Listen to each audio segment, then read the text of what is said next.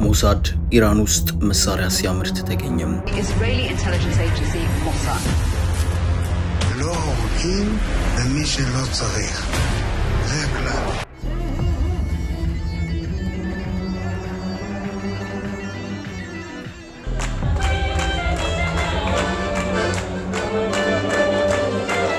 የመካከለኛው ምስራቅ ችግር በንግግር አይፈታም።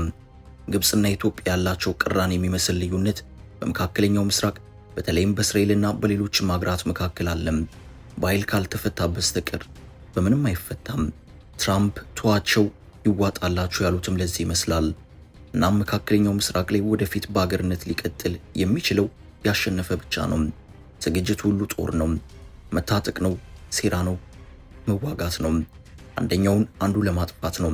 ይህ ዘላለሙን እረፍት አግኝቶ የማያውቀው ቀጠና አሁን ምናልባትም የመጨረሻው ጦርነት ተጀምሮበታል። የመካከለኛው ምስራቅ ዋና የግጭት ማዕከሏ ኢራን ናትም። እስራኤል፣ እንግሊዝ፣ አሜሪካና አጠቃላይ ኔቶ ኢራንን የሚመታበት ሰበብ ሲፈልግ ኖሯል። ጀነራሎቿን ገድለዋል፣ ወዳጆቿን አሳደው ፈጅተዋል። ከኢራን ወገን የቆሙትን ሁሉ አሳደው መጥተዋል። ኢራናውን ገጥማለችም።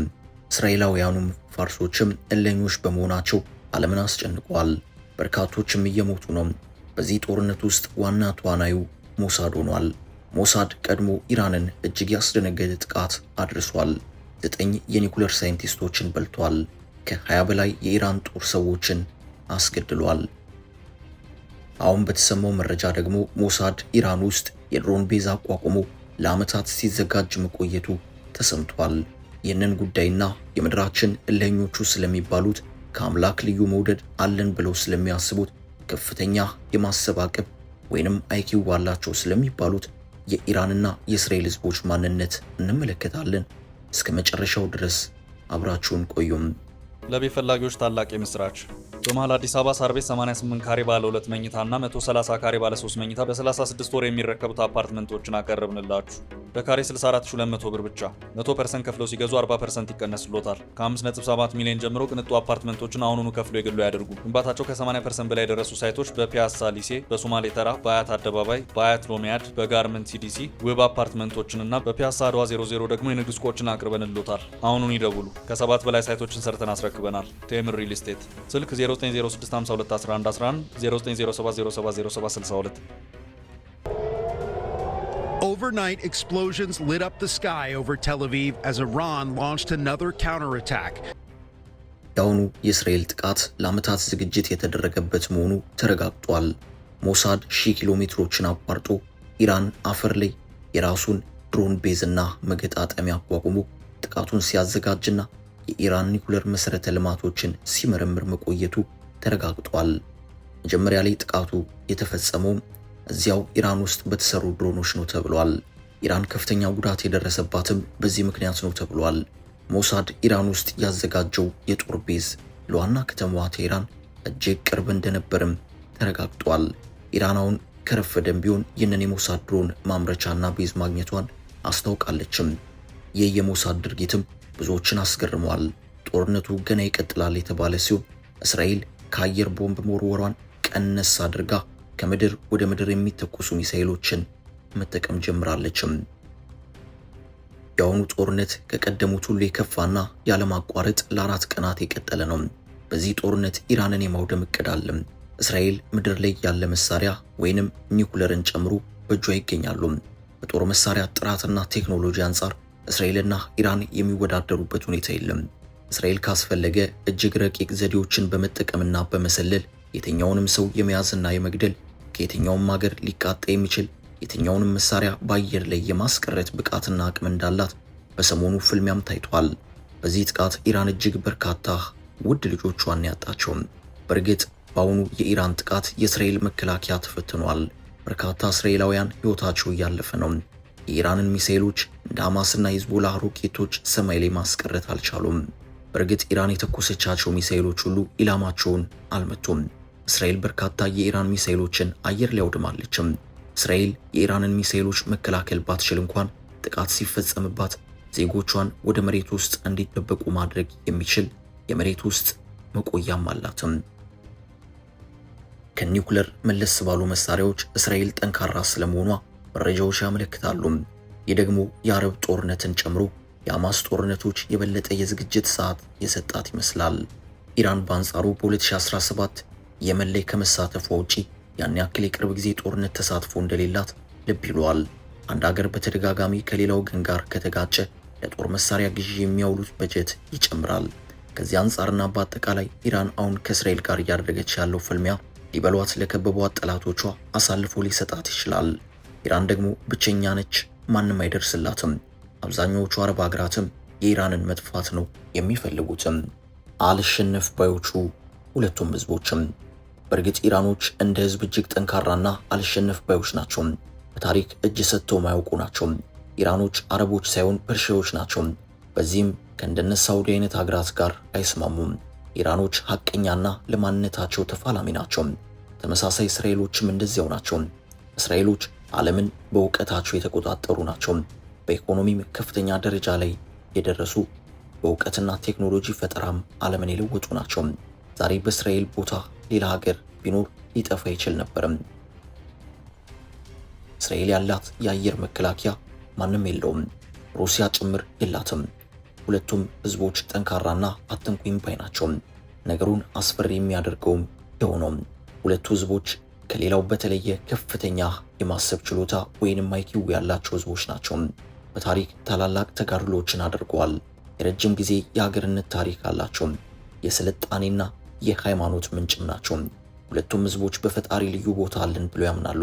እነዚህ ሁለት ህዝቦች ኢራናውያን፣ በተለይም ጥንታዊ ፋርሳውያንና እስራኤላውያን አይሁዶች በየራሳቸው የሃይማኖትና የታሪክ አውድ ውስጥ በፈጣሪ የተመረጡ ህዝቦች እንደሆኑ ያምናሉ። በእርግጥም በዓለም ባሉ ሁለት ታላላቅ ሃይማኖቶች ውስጥ ስማቸው ጎልቶ ይታያል። እስራኤላውያን በመጽሐፍ ቅዱስም በቁርአንም ስማቸው በተደጋጋሚ ተነስቷል። ፋርሶችም በተመሳሳይም። እስራኤላውያን የአይሁድ እምነት ተከታዮች ሲሆኑ ከረጅም ጊዜ ጀምሮ በፈጣሪ የተመረጡ ህዝቦች እንደሆኑ ያምናሉ። ይህ እምነት በአብርሃምና በእግዚአብሔር መካከል በተደረገው ቃል ኪዳን ላይ የተመሰረተ ነው። በብሉይ ኪዳን መሰረት እግዚአብሔር አብርሃምን ከነገድ ሁሉ ለራሴ መረጥኩ በማለት ከልዩ ግንኙነት ጋር መርጦታል። ይህ ምርጫ የእግዚአብሔርን ሕግጋት የመጠበቅ በምድር ላይ ቅዱስ ህዝብ የመሆንና ለዓለም ሁሉ በረከት የመሆን ኃላፊነትን ያካትታል። በተለይ በሲና ተራራ ላይ ሙሴ በተቀበላቸው ሕግጋቶች ወይንም ቶራ አማካኝነት ይገለጻል። እነዚህ ሕግጋት የአይሁድን ሕይወት የሚመሩ ሲሆን ለእግዚአብሔር ያላቸውን ታማኝነት ያሳያሉ።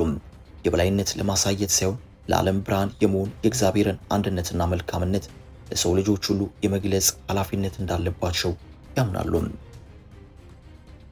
የጥንት ፋርሳውያን ኢራናውያን በተለይም በዞሮአስትሪያኒዝም ዘመን ራሳቸውን በፈጣሪ የተመረጡ ወይንም ልዩ ህዝቦች አድርገው ይቆጥሩ ነበርም። ዞሮአስትሪያኒዝም የጥንቷ ፋርስ ኦፊሻላዊ ሃይማኖት ነበርም። በዚህ እምነት ውስጥ አሁራ ማዝዳ ወይንም ጥበበኛው ጌታ የተባለው ፈጣሪ የብርሃንና የመልካምነት ምንጭ ነው። ዞሮአስትሪያኖች በዓለም ላይ የብርሃን፣ የጨለማ፣ የመልካምነትና የክፋት ትግል አለ ብለው ያምኑ ነበርም። እንደ ታላቁ ቂሮስ ያሉ የፋርስ ነገስታት ከአሁራ ማዝዳ በቀጥታ ስልጣን እንደተሰጣቸውና የሱን ፈቃድ በምድር ላይ ለማስፈጸም እንደተመረጡ ያምኑ ነበርም። የቂሮስ ሲሊንደርም ቢሆን ቂርቆስ በቤል የባቢሎናውያን አምላክ ፈቃድ እንደተመረጠ የሚያሳይ ቢሆንም በፋርስ ነገስታት አጠቃላይ ሃይማኖታዊ ንግግራቸው ከአሁራ ማዝዳ ጋር የተያያዘ ነበርም። ፋርሳውያን የብርሃን፣ የጥሩ ሰዓትና የፍትህ ተሸካሚዎች እንደሆኑ አድርገው ራሳቸውን ይመለከቱ ነበርም። ግዛታቸውን በማስፋፋትም ቢሆን የአሁራ ማዝዳን መልካምነት እንደሚያስፋፉ ያምኑ ነበርም። እንግዲህ እነዚህ ህዝቦች ናቸው ከፍተኛ ፍልሚያ ውስጥ የገቡትም። ታሪክ ኃይል አለው። ሁለቱ ህዝቦች አሁን ካለው የኢራን መንግስት በፊት ወዳጅ የነበሩ ናቸው። ይሁን እንጂ ኢራን ከንጉሳዊ ስርዓት ወደ እስላማዊ ስርዓት ስትገባ ሁለቱ ሀገራት የማይታረቅ ጸብ ውስጥ ሊገቡ ችለዋል። ሁለቱ ህዝቦች ድንበርተኛ ለመሆናቸው በእጃቸው እንጂ የምድር ላይ ጦርነት ማድረግ ቢችሉ ከዚህ የከፋ ጉዳት ሊከሰት ይችል ነበርም። እንደሚታወቀው እስራኤልና ኢራን ድንበርተኛ አይደሉም። መካከላቸው ሰፊ ሀገር አለ። እናም ጦርነቱን በቴክኖሎጂ ነው እያካሄዱ ያሉትም። በቴክኖሎጂ ደግሞ እስራኤል ትልቃለችም። ኢራን በማዕቀብ የተዳከመች ሀገር በመሆኗ ቴክኖሎጂ ላይ ደካማ ነችም። ዓለምን የሚቆጣጠሩት የምዕራባውያን ካምፓኒዎች በሙሉ ከእስራኤል ጋር መሆናቸው ለኢራን ፈተና ሆኖባታል። በአሁኑ ፍልሚያም ምዕራባውያን ኢራንን እያስጠነቀቁ ነው። ኢራን ከምዕራባውያኑ ጋር ብቻዋን ተፋልማ ማሸነፍ ይከብዳታል። ኢራን ምንም አይነት ወዳጅ የሌላት ሀገር ነችም። አረቦቹ ጋር ጠላት ነችም። ቻይናና ሩሲያም ለኢራን አጋር ሊባሉ ቢችሉም አብረዋት መድማት የሚችሉ ግን አይደሉም። በዚያ ላይ ከምዕራባውያን ጋር የተላተመችን ሀገር ወዳጅ ማድረግ በምዕራቦቹ ያስጠይቃል። ምንም ቢሆን አሁን ያለችው ዓለም በምዕራባውያን የበላይነት የምትመራ ነችም። ምዕራባውያን ዓለምን ተቆጣጥሯል። የእነርሱ ጠላት ስትሆን ከላይ በሳተላይት ይከታተሏል። መኪና የት እንደቆመች፣ የትኛው ህንፃ እንደገባ፣ መቼና የት እንደምትውልና እንደምታድር፣ የት ገብተህ እንደወጣ በሳተላይት እይታቸው ውስጥ ትገባለህ። እስራኤልም ሆነች የኢራን ባላንጣዎች አንድ ነገር ፈጽሞ አይፈልጉም። ኢራን ኒኩለር እንድትታጠቅ አይፈልጉም። የዚህ ጦርነት ዓላማ በኢራን የተጀመረውን ኒኩለር ግንባታ እስከ ወዲያኛው ማውደም፣ ከተቻለም በኢራን የሥርዓት ለውጥ ማምጣት ነው። ኢራን ውስጥ መሪ ቢቀያየርም ለውጥ እንደማይመጣ በቅርብ የታየ ነው። የኢራን የልብ ምት የበላይ ጠባቂው አሊ ሐማኒ ናቸው። ለውጡን ያመጡትም አያቶላዎቹ ናቸው። ኢራን የመሪ ለውጥ ካደረገች በኋላ አዲስ ነገር ሊኖር ይችላል ተብሎ ነበር። በሄሊኮፕተር አደጋ ሕይወታቸውን ያጡት ኢብራሂም ራይሲን ተክተው የኢራን ፕሬዝዳንት የሆኑት መሱድ ፔዜኪያን ከእስራኤልም ሆነ ከአሜሪካ ጋር ያለውን ነገር ማርገብ እንደሚፈልጉ መናገራቸው ይታወሳል። ሰውየው ከዚህ ቀደም በነበራቸው አቋም የሚታወቁትም ኢራን መለሳለስ አለባት፣ ማዕቀቦች ሊነሱላት ይገባል፣ የአላህ አካሄድ መልሶ እየጎዳን ነው በሚለው አቋማቸው ነበረም። የሐማስ መሪ እስማኤል ኻኒየ ኢራን ውስጥ ሲገደሉ ኢራን የበቀል ምላሽ ሳትሰጥ ስትቀርም በቃ ኢራን ከእስራኤል ጋር ሰላም መሆንን መርጣለች ተብሎ ነበርም። ሆኖም ግን እንደተባሉ አልሆነም። ሁኔታዎች በነበሩበት እንዲያውም በከፋ ሁኔታ ቀጥለዋል። አበቃን። ሰላም ለዓለማችን ይሁን። ሰናይ ጊዜን ተመኘን።